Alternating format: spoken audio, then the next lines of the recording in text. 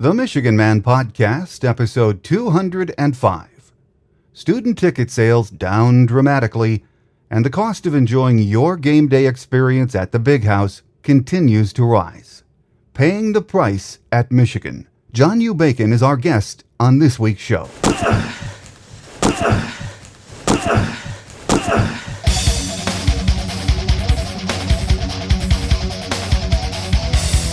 This is the Michigan Man Podcast on GBMW Go Blue Michigan Wolverine for Wolverine fans from coast to coast.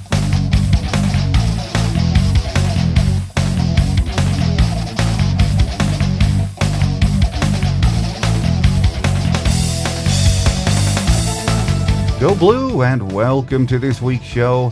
I'm your host, Mike Fitzpatrick. If you're in your seat at Michigan Stadium when the band takes the field, and then the Go Blue M Club Supports You banner is raised, followed by the entrance of our Wolverines, it always feels like a magic moment. It's something we look forward to all year. Some things have changed over the years. We play 12 regular season games now. The stadium has lights. Music is piped into the stadium. There are huge video screens in both ends of the Big House. But in most important ways, it's still the same game day experience Michigan football fans have come to love, cherish, and share with family and friends for generations. It just costs a lot more these days for both the students and the rest of us. John U. Bacon wrote a column last Friday that appeared in the Ann Arbor Chronicle. It was titled, "Paying the Price at Michigan." It was a local story, but by the weekend it was being talked about and reported by media outlets across the country. John will join us in just a few minutes on our Michigan Game Day segment to talk about that column. First, let's take a look at Wolverine news and notes for this week. Coach Hoke says Michigan still plans to try Jabril Peppers at nickel first, but isn't ruling out moving him to corner or even strong safety before it's all said and done. Peppers, along with the rest of the incoming freshmen, will report to campus on June 21st to begin summer workouts and participate in Michigan's Summer Bridge program, which allows student athletes to earn 6 to 9 credit hours for half-term summer classes, helping them acclimate to school before things get really hectic in the fall. Former Michigan tackle Taylor Lewan made an appearance on Sirius XM's Bill King Show this past week and said that Devin Gardner's success depends on his leadership skills and how the team rallies around him.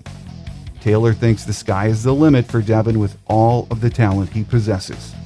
He also had praise for backup quarterback Shane Morris, who he said has a great arm and he's confident, and showed him a lot in the Buffalo Wild Wings Bowl. He also thinks the offensive line will be much better this year. We all hope that. Coach Hoke said this year's group of seniors will not be joining the Navy SEALs for leadership training. Brady said he thinks Michigan needs to become a team again. He said, "We need to stay here. We need to stay together."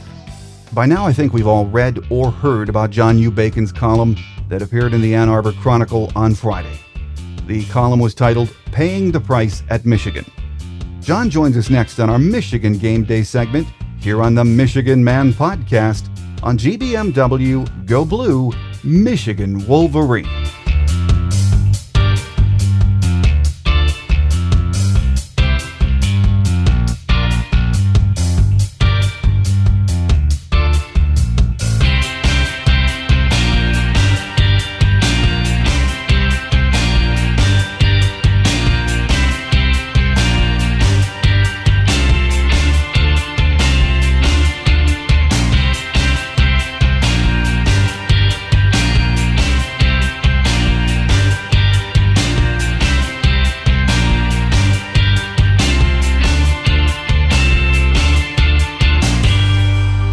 With us today on the show is John U. Bacon, a best-selling author, public speaker, college lecturer.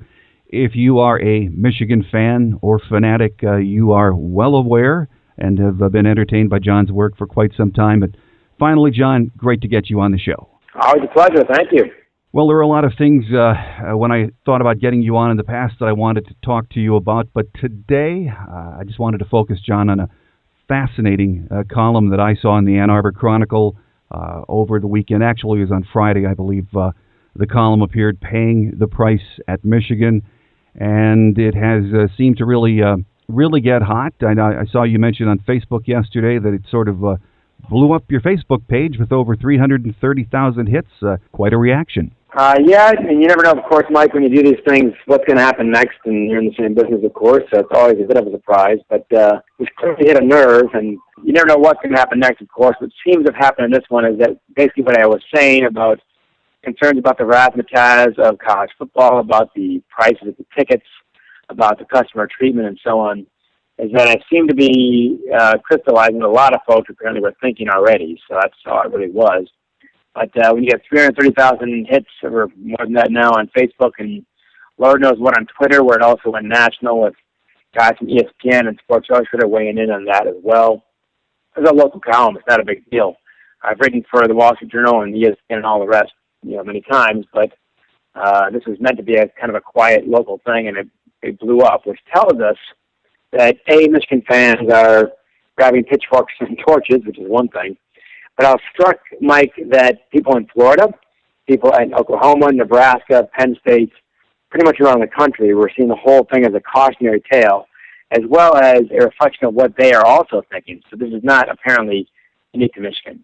Let's talk about a few points in the article, John. I know as a season ticket holder for over 30 years, this is something before the games in the last few years, when I sit around in Section 17, people talk about, fans have been concerned about this. And recently, the Michigan Athletic Department admitted something we all knew. Student ticket sales were down dramatically. I guess it's from about 21,000 2 years ago to about 13 and 14,000 this fall. And, as far back as 2 years ago, you saw this coming, didn't you? I did. In fact, you noticed in the article, as I joked, this is very easy to predict. And I did, in fact, predict this 13 months ago in my piece on the Bacon blog. But you can find all this stuff on johnnubacon.com, by the way. My piece called Blaming the Customer. The idea of getting mad at the students for not showing up is a very bad business model, Mike. And you also think for a second, too, what you just said about, people in Section 17 grumbling about this and that. Those are the people who paid the money and have showed up. What's the grumbling going on for the people who said, to heck with this, are now home with their refrigerators and their high-def TVs and all the rest? If the people who are coming, who are still, if you will, drinking the Kool-Aid, if they're not happy, then you've got a problem, because they're truly unhappy aren't there. And I think Michigan has probably gotten a wake-up call on this one. I'm not writing this stuff to damage Michigan by any means. If they're smart, they'll see it as a wake-up call and take action accordingly, and we'll see if they are smart. Is it fair to place some of or most of the blame on the athletic department, the current athletic department, for their seating policies over the last 2 years, or is it more complicated than that? How about both, to be a wimp? No doubt, there are national trends at play here, Mike, you've got a rock and a hard place. The arms race is out of control for facilities, for coaches' salaries, and so on. It's gotten nuts. So your one choice there is not a good one. Either you keep up and have to raise all this money, or you drop out and you become Indiana football, which is not the goal, I don't think, for all these places. So that's the question there. The flip side is there have been policies that seem to make it unique to Michigan, the discontent of the fans. And that has started the last 4 years, it has to be said, under the Dave Brennan administration. And the proof, again, is, okay, student tickets are down nationwide, and enthusiasm, there's a bit of apathy at Michigan State, even Alabama by some measures. But no one lost 40% of their students in 2 years. That is clearly unique to Michigan. And we don't know what the numbers are for the fans at large. They're not telling us those. But we can safely assume when they're offering packages that include the Penn State game, include other Big Ten games, the packages of, up to 99, people you can get in your group, we are very confident the place is not sold out for this coming year, which June 10th is almost unheard of. So I think that those policies are clearly a problem. The Super Bowl-ification of the games is not what Michigan does. Other schools might be fine. But to these people, it's not a rock concert, it's a religion. And you better understand that when you start, appealing to Michigan fans. The costs have gone up dramatically, $100 per seat on average, including the seat license, in just 4 years. That is an astronomical increase at Michigan. And the sad part to me is that money is not going to the athletes. That money is going largely to a 62% increase in administrative salaries in the department, not coaches' salaries, not the building program, which is a separate budget of $340 million.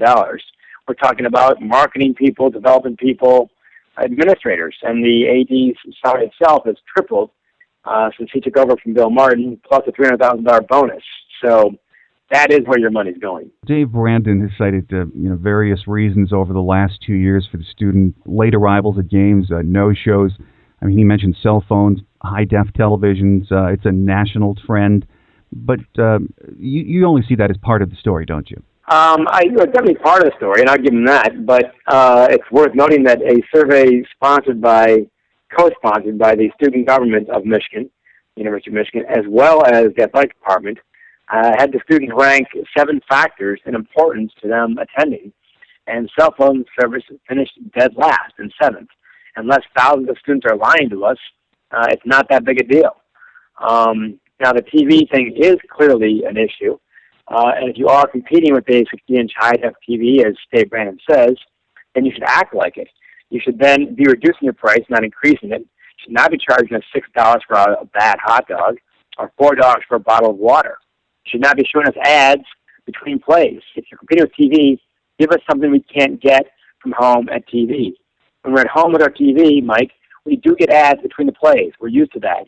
At the big house, you better not give us ads between the plays. And I don't care if the ads are for Crest toothpaste or holding your wedding reception at Michigan for an hour for $68,000. It's equally annoying. So give us the band, give us some replays. And why is it, Mike, that when I'm home, I get the replay from 3 or 4 different angles? When I'm at the stadium, I often get no replay at all. Right. Why are we catering to the guy at home and not the guy who dropped hundreds of dollars to be there? You feel at some point when you go to the game, like you're the guy who bothered to get in your car, fight the weather, fight the traffic, fight the parking, walk into the store, only to have the clerk on the phone with the guy at home, but did not bother to do any of those things. And at that point, you're a sucker. And when I'm in the stadium and I'm getting blasted with ads and rock music and so on, I feel like a sucker because the guy at home is getting the better deal and he paid nothing. So that has got to change. I'm certain of it, and that's nationwide. Well, John, just sticking to the student aspect of it for another moment, you mentioned Dave Brandon and his staff were talking with and working with student government leaders, and it really hasn't so far affected any increase in student ticket purchases. It seems like there's a disconnect there, obviously, between the athletic department and the students. How long before this is going to cause long-term damage between the students and the administration, the athletic department administration? Very good question, Mike, and of course, at this point, we're all guessing, so there's the big caveat there. To some degree, I think the damage has already been done. Now, how much damage has been done and how much can be recoverable, we will see, but I don't see kids at the stadium. It's too expensive. When I was a kid, it's $2, man, and we all went. And the band drew you in, and when you figure out what the band's doing, and you figure out what the team is doing, and eventually become a hardcore Michigan fan. That's not happening anymore, I don't think. That's one problem. Second of all, if you're a student and you're not going to the games at 20 when it's half price and it's no seat license, what are the odds of you going to the games when you're 40? Where are your memories?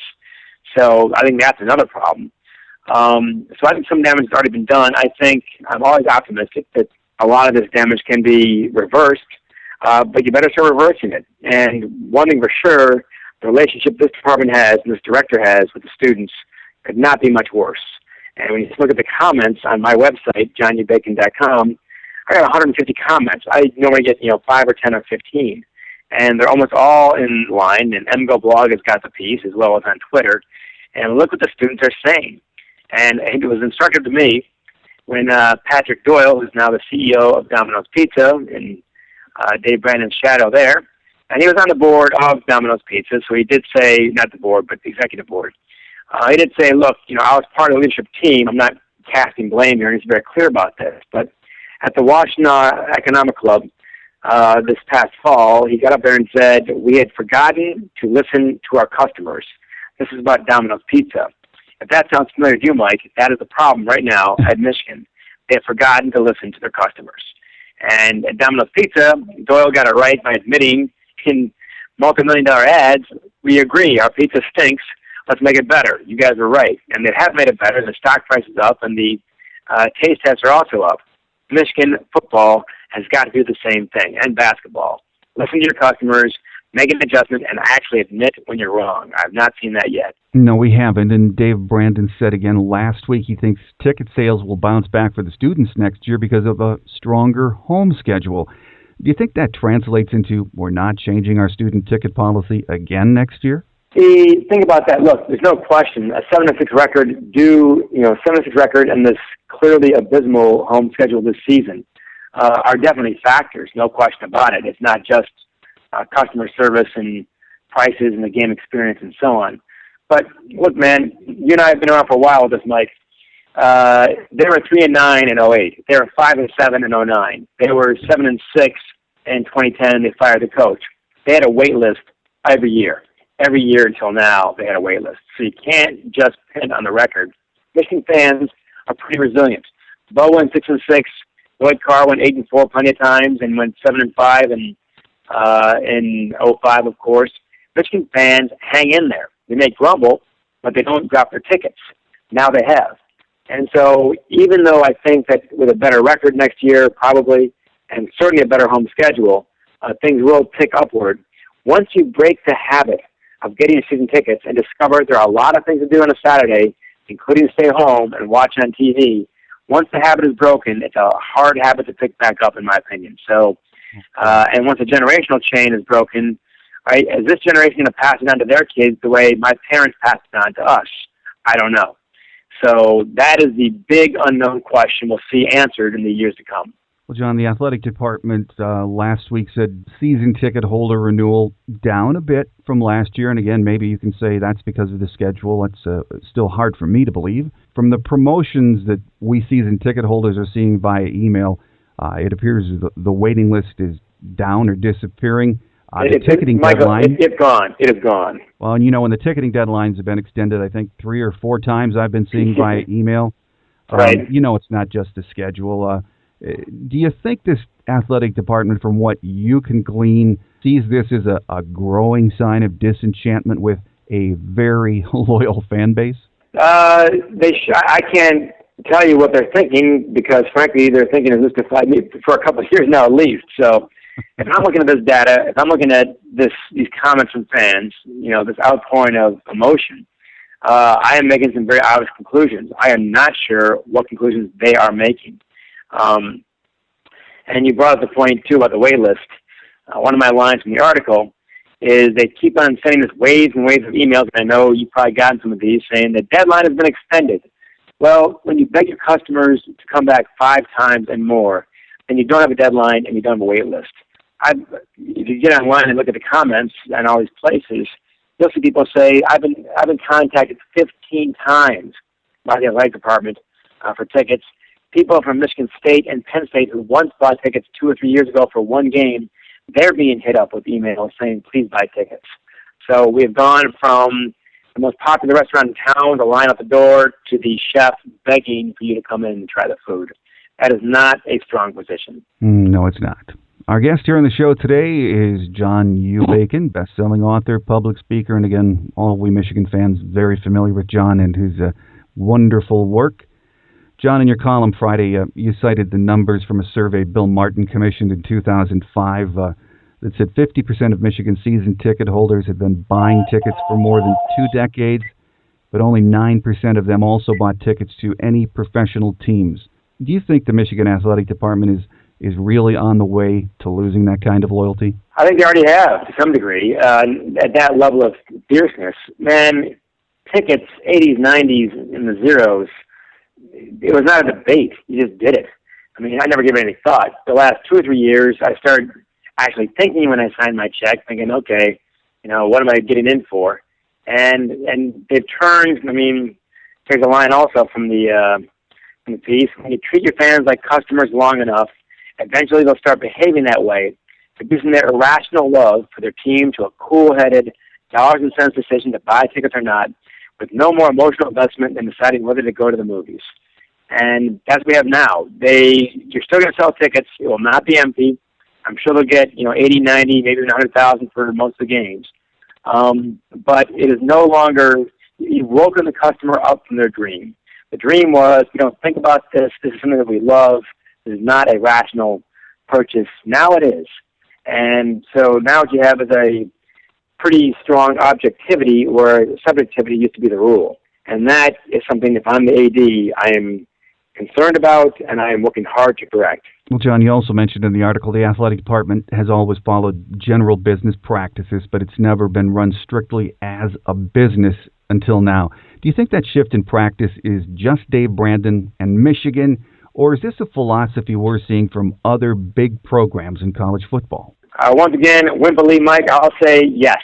It's true at Texas, it's true at Florida, it's true at Oklahoma, it's true at Penn State. And those fans have weighed in on this article also, saying, hey, cautionary tale for all of us, it's happening here as well. Under Brandon, it's been far more aggressive at Michigan than it has been anywhere else.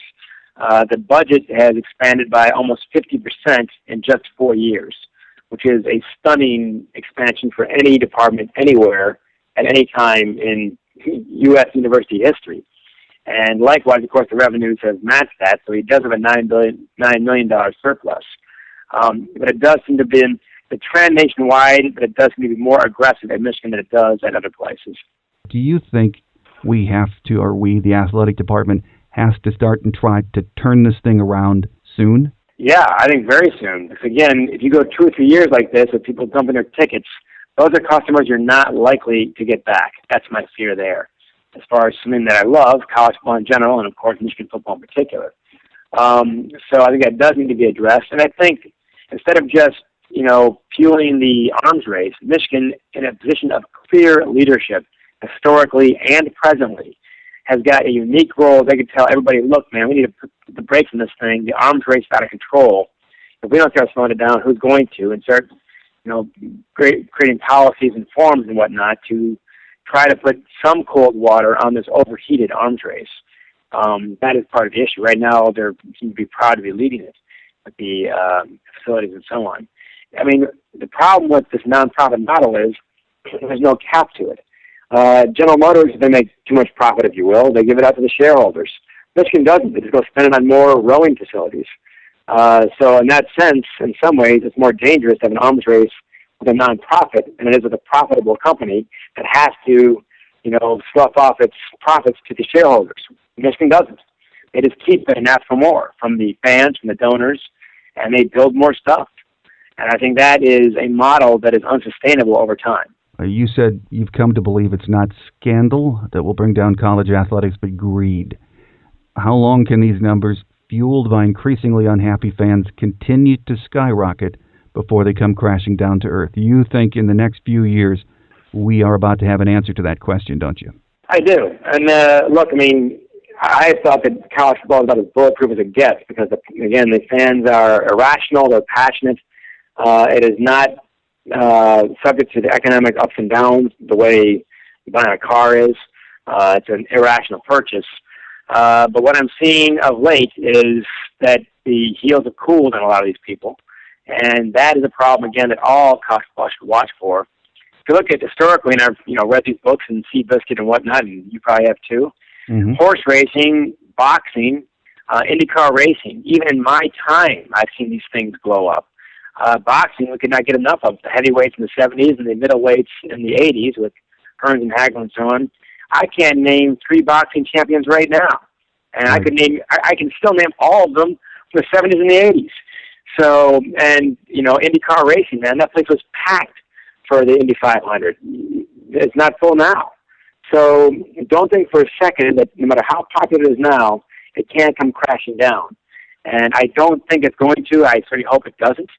But I think the CEO approach is the wrong one because it does not match what the fans feel and love about college football. Well, it was a fascinating column. It's called Paying the Price in Michigan, appeared in the Ann Arbor Chronicle on Friday. I'll have the link up to the article in my show notes page. On the blog, it appears every Friday, the blog, and you can subscribe for free. Good deal. We'll get that out too, John. Our guest today has been John U. Bacon. If you're not a Michigan diehard, if you are, I should say, you need no introduction to John and his great work Includes 3 bestsellers, Fourth and Long, The Future of College Football, Bo's Lasting Lessons, my favorite, and 3 and Out, Rich Rodriguez and the Michigan Wolverines in the Crucible of College Football. John, there's plenty more I'd like to pick your brain about, but we'll save that for another time. For now, thanks for being our guest. I enjoyed it, John. Mike, I'll come back anytime. Always a pleasure. Thank you, sir. If you didn't get a chance to read John's column over the weekend, just visit www.johnnubacon.com. That's www.johnnubacon.com and check it out. Coming up next, Wolverine Quick Hits as we wrap it up for another week here on the Michigan Man Podcast on GBMW. Go Blue, Michigan Wolverine.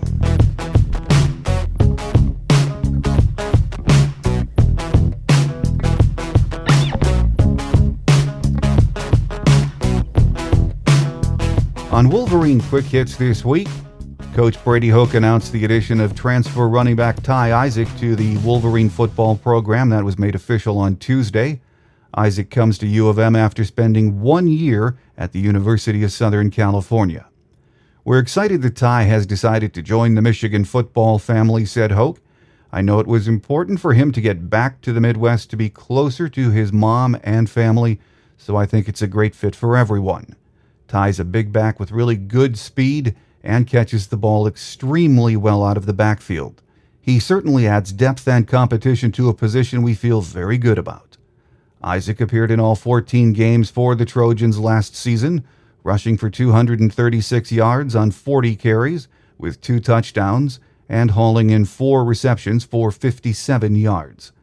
Isaac set career highs in rushing yards, 87, carries 11, and TDs 2, in the 62-28 win at California on November 9th.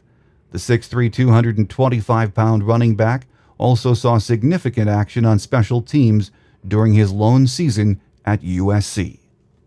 University of Michigan junior right-handed pitcher James Bork and junior left-handed pitcher Trent Skutnik were selected on the 3rd day of the 2014 Major League Baseball first-year player draft on Saturday. Michigan has now had at least 1 player picked in the draft in 16 of the last 17 seasons. Bork was drafted by the Washington Nationals in the 14th round, while Skutnik went to the Detroit Tigers in the 20th round. Michigan also had signees Drew Lugbauer, Jace Vancina, and Grant Reese selected in the draft. Lugbauer was picked by the Toronto Blue Jays in the 21st round, while Vancina was selected by the Texas Rangers in the 26th round. Reese was picked by Detroit in the 31st round. The Collegiate Women's Sports Award announced on Monday that sophomore Sierra Romero of the University of Michigan softball team is one of 4 nominees for the Honda Sports Award in softball. The Honda Sports Award is presented annually by the CWSA to the top women athletes in 12 NCAA-sanctioned sports and signifies the best of the best in college athletics. The winner of the Sports Award becomes a finalist for the Collegiate Woman Athlete of the Year and the prestigious 2014 Honda Cup. The softball nominees were chosen by a group of experts representing the National Fast Pitch Coaches Association. The nomination continues a torrent of postseason honors for Romero. She was recently named All-America First Team, her second All-America honor in as many seasons, following a second team selection in 2013. The sophomore was also one of 3 finalists for the USA Softball Collegiate Player of the Year Award. She won the Big Ten Player of the Year for a second season in a row and was a unanimous All-Big Ten first-team pick, so congratulations to Sierra Romero. Well, it's almost summer, and we're headed into that quiet time of the year for Michigan athletics. There is still plenty to talk about, though. That's what we do every day, all year, here at GBM Wolverine. Visit www.gbmwolverine.com and sign up for free membership today. You'll get email alerts when a story is published, and you'll have access to our very active message board. Just because it's summer doesn't mean we're on vacation. Stay in the Wolverine loop this summer by becoming a member. Visit www.gbmwolverine.com and sign up for membership today. It's free. Remember to like us on Facebook at The Michigan Man Podcast and follow us on Twitter at The Michigan Man. The show app is now available in the iTunes Store, the Android Store at Amazon.com, and the Windows 8 App Store. You can also listen to us with 2 easy-to-use free apps, TuneIn Radio, and Stitcher Radio on Demand. If you listen on your laptop or desktop, visit the iTunes Store and set up free delivery of the show. We have some great guests coming up this summer, so get one of our apps, and you won't miss an episode of the show wherever your travels take you this summer. Thanks again to my guest today, John U. Bacon. If you missed John's column on Friday, visit www.johnnubacon.com and check it out. A reminder, we are on our summer schedule of 2 shows a month until the beginning of August, when we'll resume weekly programming in anticipation of the upcoming football season. That means our next show will publish on June 25th. That will do it for this week's show. I hope you enjoyed our interview with best-selling author John U. Bacon. Make sure you tell a friend about the show and join us in 2 weeks for our next program. Have a great Wolverine week, everyone. I'm your host, Mike Fitzpatrick. Take care, and as always, go blue. Thanks for listening to the Michigan Man podcast on GBMW Go Blue Michigan Wolverine. You can find us on the web at www.gbmwolverine.com. That's www.gbmwolverine.com. For audio posts or other fan feedback, please call our listener line at 313-263-4842. That's 313-263-4842. Email fan feedback to the Michigan Man Podcast at yahoo.com. That's the Michigan Man Podcast at yahoo.com. The Michigan Man Podcast on GBMW Go Blue Michigan Wolverine is produced at the studios of Robin Lynn Productions, Allen Park, Michigan. The Michigan Man Podcast is not affiliated with the University of Michigan. Go Blue.